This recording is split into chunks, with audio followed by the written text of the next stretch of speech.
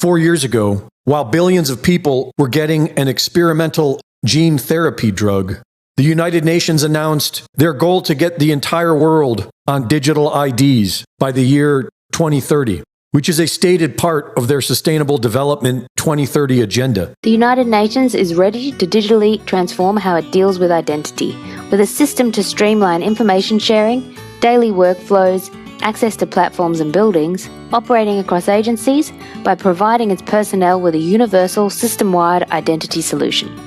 Introducing the UN Digital ID, a unique and digital identity for UN personnel from the day you join to the day you part.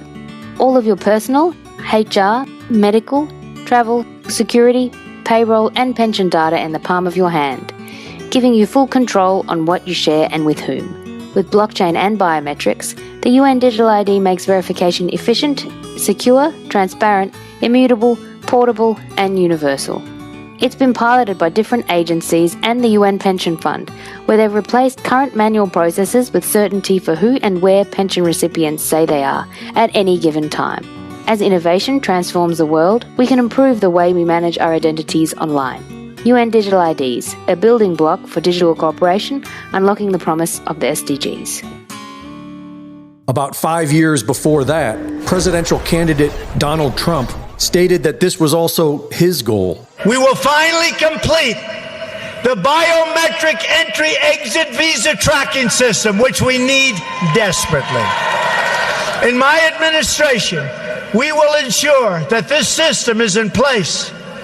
And I will tell you, it will be on land, it will be on sea, it will be in air. We will have a proper tracking system. The main purpose of opening the borders was to create chaos so that order in the form of a digital ID system would be tolerated.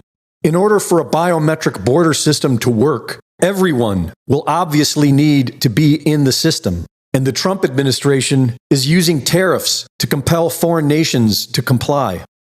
After threatening to impose harsher tariffs on Colombia, the Statement of Intent for Biometric Cooperation was drafted between the U.S. and Colombia. After returning from this trip, U.S. Secretary of Homeland Security Kristi Noem said that she met with Mexican President Sheinbaum about sharing biometric data in exchange for ending tariffs. Do you think the Mexican president, you talked to her, is doing enough to defeat the cartels down there? You know, we talked extensively about that. I gave her some options of more she could do. And I asked her specifically to share biometric information with us. And she's willing to discuss that, even though that in her country would be a little bit controversial. But she's putting a good faith effort. But President Trump is clear. He doesn't want people to keep talking.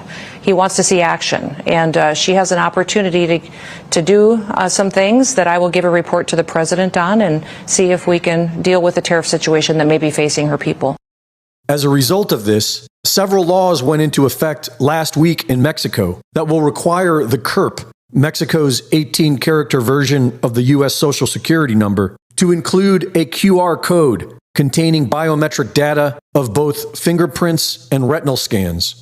These new digital IDs will be monitored by the new Unified Identity Platform Agency, and biometric data will be shared with both Mexican and U.S. government agencies. The new biometric CURP will be legally required to purchase internet and mobile service, and changes to Mexico's telecommunications law will force internet service providers to share users' real-time geolocation data with Mexican authorities, allowing them the ability to shut down service and block digital platforms for failing to comply with regulatory provisions. Greg Reese reporting.